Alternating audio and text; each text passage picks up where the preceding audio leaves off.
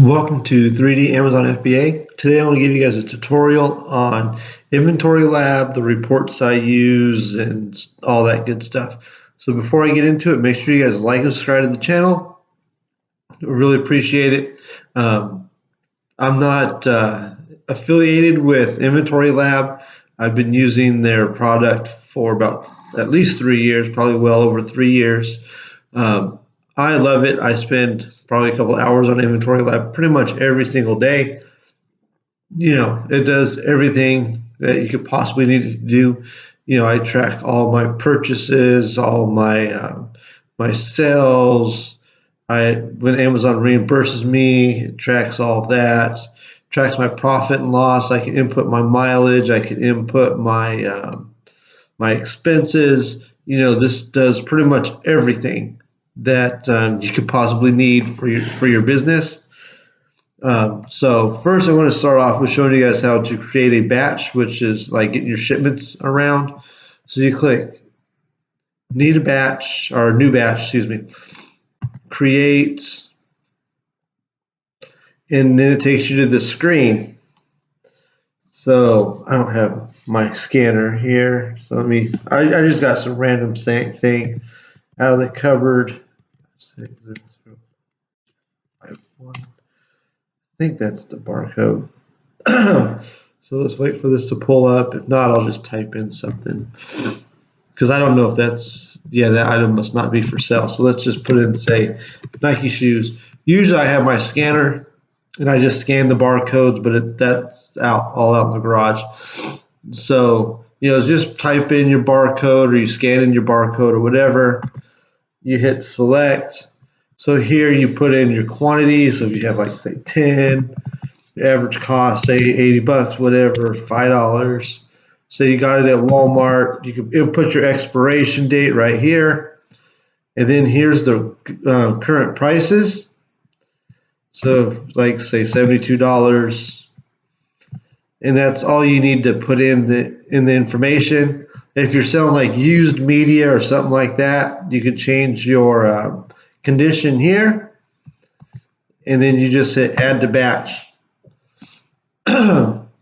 So now once you're done with all of this, say you've inputted all your items, you know, you just hit review batch. But down here you can see it gives you all the statistics of what you're doing, how many SKUs, items, average sales rank, the sales value, your buy cost, and your profit. So hit review batch, and then you hit submit. So when you hit submit, it sends everything over to Amazon. So then you just pay for your shipping on Amazon. So I'm going to delete this because I'm not going to send it. So if you're not going to send in everything, like, you know, it'll give you like 5 shipments sometimes for your stuff.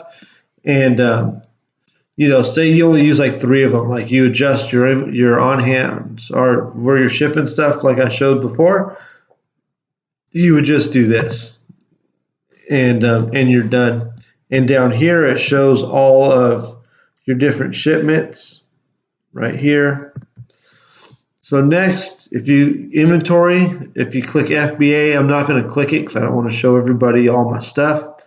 But if you click on FBA, it's going to show you all of your inventory that you have in stock.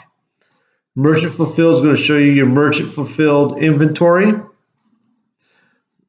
So that's what this is here. It's just to do a quick overview of your inventory. Next is the accounting. So this is going to be FBA sales. So this is going to show you all the things that you've been selling.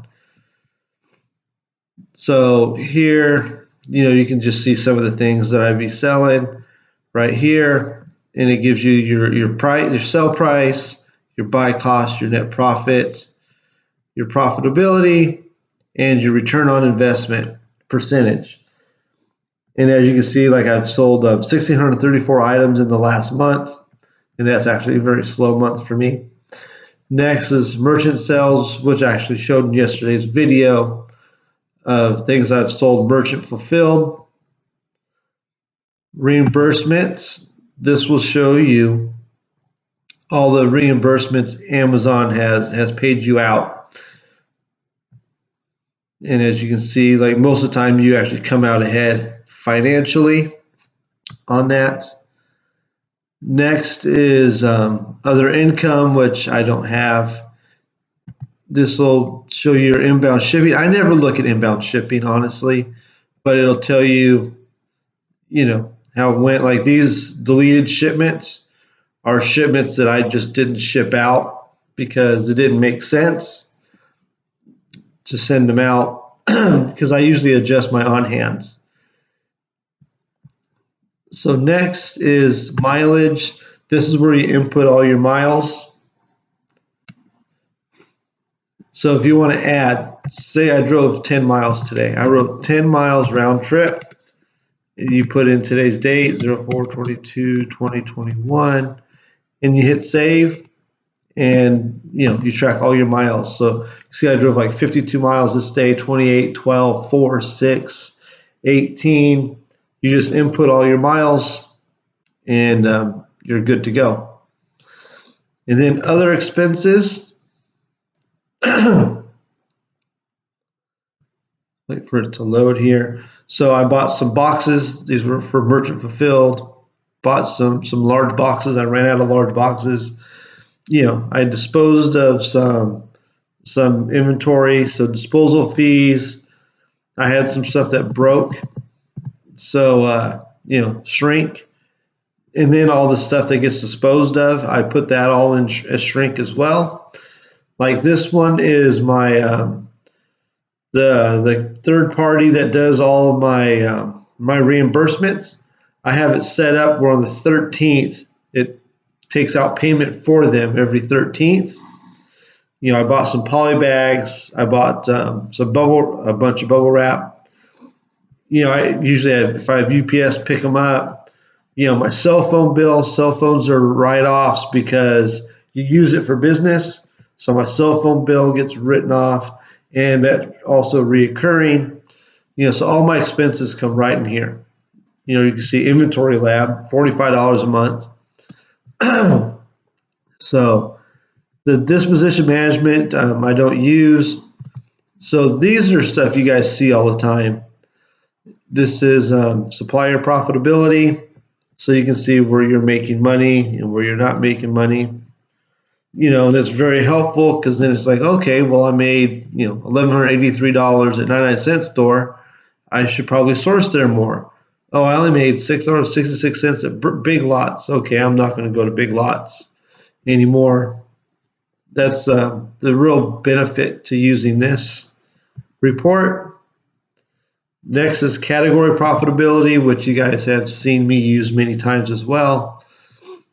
So like what categories am I making money? You can see toys and grocery and beauties where I'm pretty much making most of my money. A little bit in clothes, a little bit in shoes, a little bit in pet products. But, so that's pretty much all you use this for, is to know what category should you keep sourcing, where are you having success, and stuff like that. I don't look at SKU profitability or ASIN profitability. I don't look at my inventory valuation or velocity reports. Removals and disposals is going to tell you what you've been having removed or disposed of.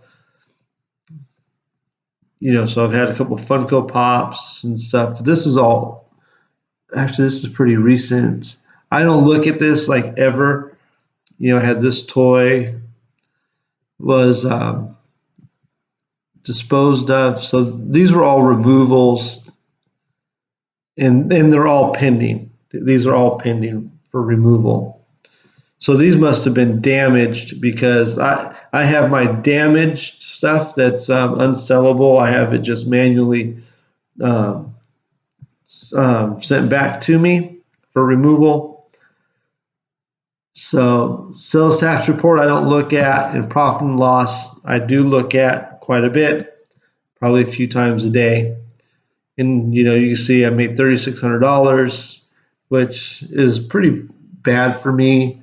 Honestly, I've had a pretty rough month with everybody's been having Amazon delays and all that stuff, and I've just been really busy. But yeah, so that's what this is for, and this breaks down everything and all the other reports, like your cost of goods sold, stuff like that. 30-day storage. I mean, every little fee, every expense, every sell is all calculated on the screen. Sales tax that was collected, and Amazon pays your sales tax, so that's calculated. Your mileage, and really that's the only stuff I use. This is if you have a problem, help center and stuff like that. So that's pretty much all I use on Inventory Lab. It's really simple. The functionality is really easy. I think it makes your life really simple using this. I mean, you could just do your shipments on Seller Central. I think Seller Central is terrible for doing shipments. It's really complicated and it's not very user friendly, in my opinion. So just using this saves you so much time because you can just go through, scan barcodes, type in, the item and send it out. This tracks all of your inventory, and then you have all these other reports that are really helpful. Really, the only downside to Inventory Lab is it's usually behind when it comes to like your inventory on hands and your sales. And the reason why is if I sold this thing of barbecue or hot sauce today, it doesn't compute until after it is shipped to the customer. So it won't hit your accounting, your FBA sales until after it's been shipped to the customer, and it doesn't subtract from your inventory on here until after you ship to the customer. So whenever I'm going through like my replans and I'm looking to see what I need to buy at the store, like what am I running out of and stuff like that, I use Seller Central for that because it's more accurate. So, but that's the video I've got for you guys today. If you guys have any questions, make sure you leave them down in the comments below. Thank you for watching.